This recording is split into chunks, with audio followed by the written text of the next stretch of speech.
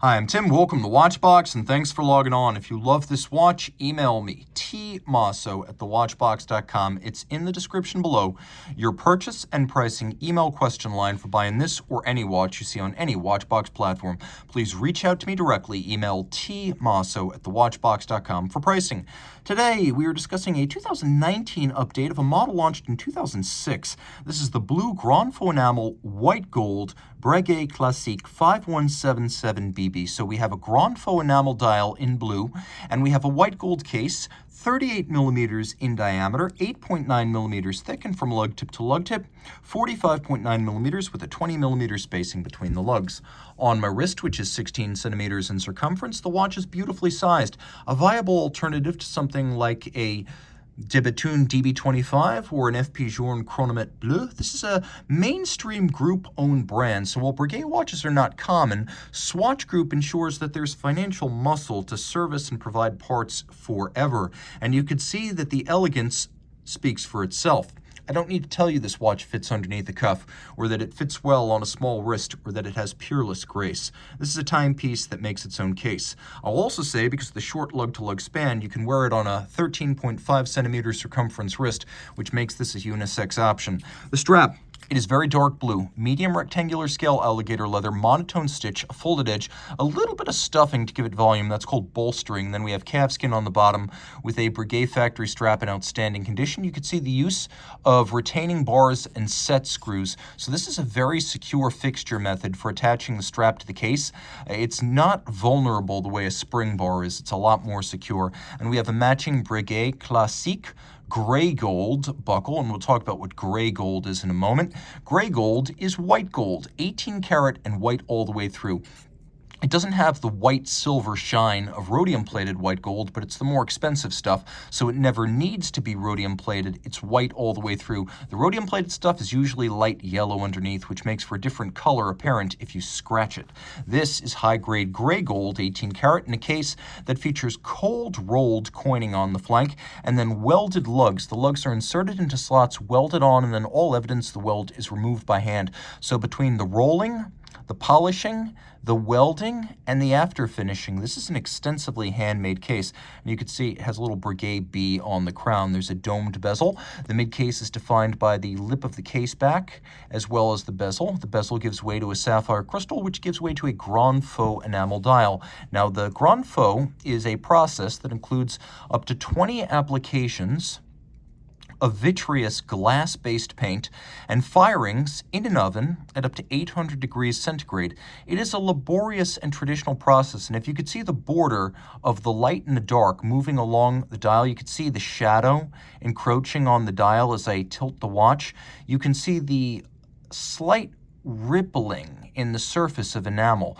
That is always the telltale, whether you're dealing with baked enamel or some sort of lacquer. Lacquer can be made as smooth as glass. Ironically, this is glass, but because of the artisanal method used to create it, it is never perfectly smooth. That's how you can always tell enamel from lacquer. And in good taste, Breguet used a date disc that is the same color as the dial, with a font and a silver-based paint that is the same as used for the dial itself.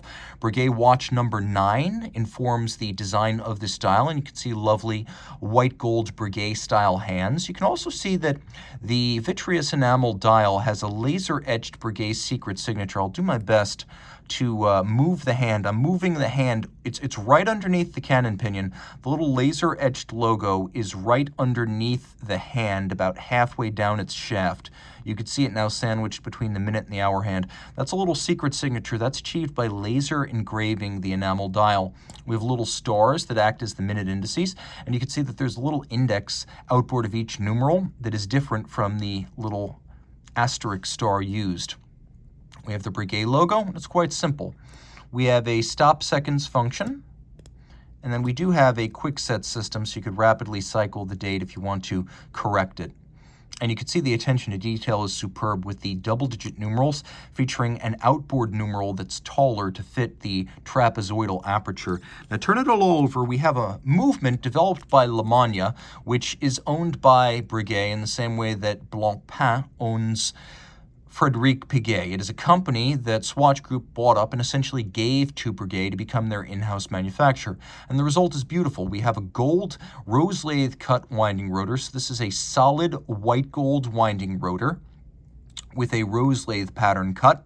We have a automatic winding system with a 55-hour power reserve. We have stop seconds. We have the quick set date. You can see it pivots on 26 joules. It beats away at 8 beats per second, and it's free sprung for durability. So that allows for a very precise 6-position adjustment of this movement. And then because of the variable inertia bolts on the balance, a concussion can't permanently change the timing of this caliber 777QQ for quantième or date. You can see that there is a hairspring of silicon, so it's anti-magnetic, but it also has a silicon escape wheel and anchor for lower friction and reduced oscillating mass. Though if you look carefully, you can see that traditional pallet stones are used on the silicon anchor, likely to reduce friction, as silicon on silicon is not always the lowest friction combination. You can see there's one large mainspring barrel, and the click system is particularly entertaining with these elongated springs. Everything's hand finished, from the Côte de Genève across the bridges to the rose lathe engraving of the mast to the beautiful anglage you'll find on the edge of every bridge. And if you look carefully underneath the train and winding bridge, you can see just underneath my finger there are actually 2 sharp interior angles where those broad bevels meet, and that's something that's uncommon even on Geneva hallmark level movements. We also have a combination of satination on the wheels and a solarization on the barrel, and black polished screw heads with chamfered slots and chamfered circumference. All of this water resistant down to 30 meters. Reach out to Tim Mosso at thewatchbox.com for purchase and pricing details.